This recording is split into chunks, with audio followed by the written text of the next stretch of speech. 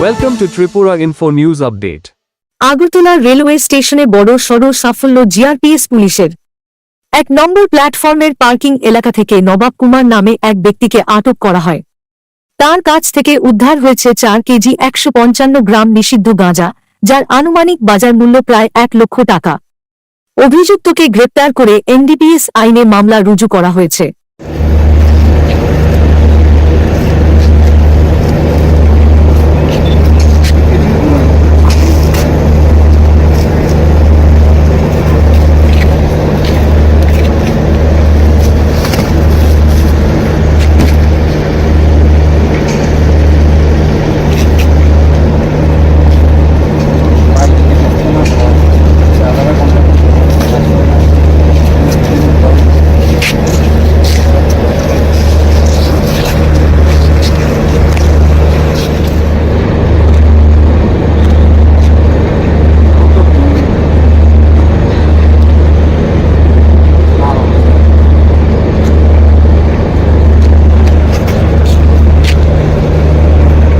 আজ 21/6/2026 ইংরেজি সকালবেলা আমাদের আগরতলা জিআরপিএসের সাব ইন্সপেক্টর পঙ্কজ বিশ্বাস এবং অন্যান্য স্টাফ মিলে বিহার রাজ্যের একজন যুবককে একটি পিট্টু ব্যাগ সহকারে আটক করতে সক্ষম হয়। ওই পিট্টু ব্যাগ তল্লাশি করে 2 প্যাকেট অবৈধ গাঁজা উদ্ধার করতে সক্ষম হয়, যা ওজন করে পাওয়া যায় মোট 4 কেজি 155 গ্রাম, যার কালোবাজারি মূল্য হবে প্রায় 1 লক্ষ টাকা।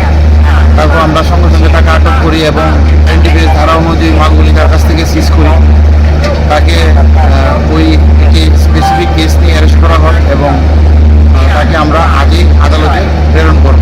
প্রাথমিক জিজ্ঞাসাবাদে সে জানায় সে এগুলো আগরতলা থেকে প্রকুল করেছে এবং বিহার রাজ্যে নিয়ে যাওয়ার উদ্দেশ্যে আগরতলা রেল স্টেশনে